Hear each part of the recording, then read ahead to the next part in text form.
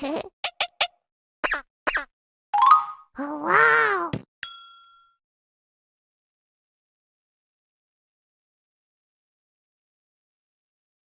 तीन मुसाफिर इकट्ठे सफर पर रवाना हुए। सफर के दौरान इन्होंने एक नहर के किनारे खाना खाया, पानी पिया और फिर नहर में नहाने का इरादा किया। तीनों के पास सोने की अशर्फियां थीं। इन्होंने सोचा कि कोई अशर्फियां चुरा ना ले, किसी के पास बातूरी अमानत रखवा देते हैं। नहर के करीब एक गरीब बुढ़िया की झून पड़ी थी। मुसाफिरों ने तमाम अशर्फियां बुढ़िया के पास इस शर्त पर रखवाएं कि जब तक हम इकट्ठे ना आएं, तुम हम में से किसी को भी अशर्फियां ना देना। बुढ़िया राजी हो गई। तीनों नहर में नहाने लगे। नहाने के बाद इन्होंने एक साथी को बुढ़िया के पास भेजा ताकि वो बुढ़िया से कंघा ले आए।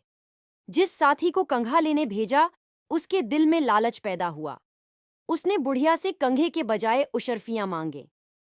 बुढ़िया ने साफ इनकार कर दिया और इसे इनकी शर्त याद दिलाई। वो तो मुझे याद है, मगर वो दोनों बहुत थके हुए हैं, इसलिए इन्होंने मुझे अशर्फियां लेने भेज दिया है।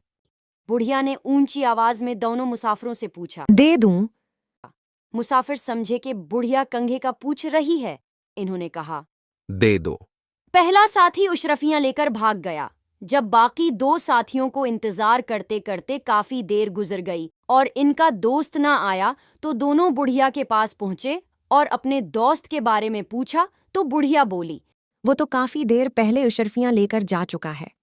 एक मुसाफिर ने कहा, मगर हमने तुमसे कहा भी था कि हम में से किसी एक के हवाले अशर्फियां ना करना जब तक हम इकट्ठे ना आएं। बुढ़िया बोली, मगर मैंने तुमसे पूछा था, तुमने खुद ही कहा था कि दे दो। एक मुसाफिर बोला हम तो समझे कि हमारा दोस्त कंघा मांग रहा है।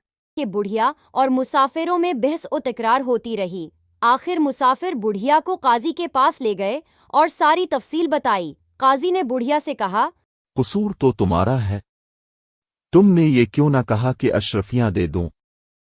अब तुम्हें 15 अशरफियां उनको दीनी होंगी। बुढ़िया बहुत गरीब थी, उसके पास एक झोन पड़ी के अलावा और था भी किया, मगर बुढ़िया अक्लमंद भी थी।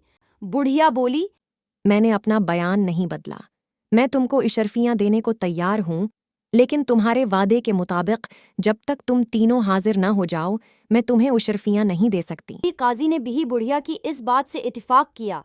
बुढ़िया की इस बात ने मुसाफिरों को लाजवाब कर दिया और दोनों मुसाफिर खामोशी से लौट गए।